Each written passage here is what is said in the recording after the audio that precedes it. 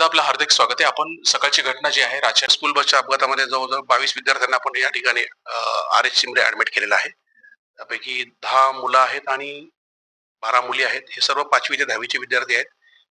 बऱ्याच जणांच्या हाताला किंवा पायाला मांडीला खरचटलेला आहे, काहींना डोक्याला जखम झालेली आहे. पण या ठिकाणी जीवितहानी नाहीये आणि जवळजवळ सर्वजण सेफ आहेत. अशा आणि लवकरच सर कधीपर्यंत गुन्हा दाखल होण्याची आता प्रोसिजर गुन्हा दाखल करण्याची प्रक्रिया चालू आहे. पोलीस स्टेशनला चाकूर पोलीस स्टेशनला गुन्हा दाखल होईल, त्यानंतर ती चौकशी. म्हणजे तुमचं मत आहे की याच्यामध्ये हयगय करणे कोणाची गय केली जाणार नाही अजिबात? ऑफकोर्स जर त्या ठिकाणी गुन्हाच होत आहे आणि काही निष्काळजीपणा होत असेल हा अक्षम्य आणि विद्यार्थ्यांच्या सेफ्टीबद्दल जर निष्काळजीपणा होत असेल तर तो टाळला जाणार नाही, त्याच्यावरती कारवाई होईल. खरं तर आपल्याला विधिमंडळामधनं सहकार मंत्री बाबासाहेब पाटील यांनी पण व्हिडिओच्या माध्यमातून डॉक्टरला पण विचारपूस केलेली. हॅलो डॉक्टर साहेब, नमस्ते. कशी आहे मुलांची तब्येत वगैरे? बर, हां हां, नाही ना, घ्या. बरं बरं बरं, चालतंय, करून घ्या.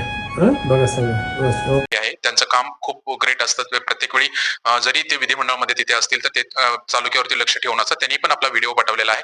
पण बसेस ठेवावे लागतील, त्याची ती पूर्तता करून घेणे आवश्यक आहे. चालकासंदर्भात असू देत किंवा आतमधल्या सुविधांसंदर्भात असू दे किंवा मुलांच्या प्रोटेक्शन बद्दल असू देत. आता या बसमध्ये, या शाळेच्या बसमध्ये सुद्धा मुली आणि मुलं सुद्धा होती जे 5वी आणि 10वीचे होते. अटेंडंट असणं आवश्यक आहे. चालकाची तपासणी होणे आवश्यक आहे. बस व्यवस्थित आहे की नाही या RTO कडनं तपासणी करून घेणे ही संस्था चालकांची, मुख्याध्यापकांची जबाबदारी आहे. ती त्यांनी परिपूर्ण केली पाहिजे. मुलं हे उद्याचं भविष्य आहे.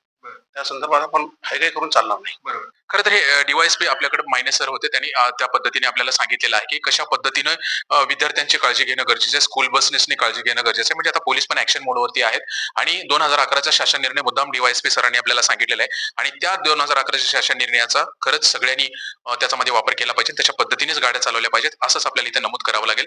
तुर्तास इथे थांबूयात. धन्यवाद.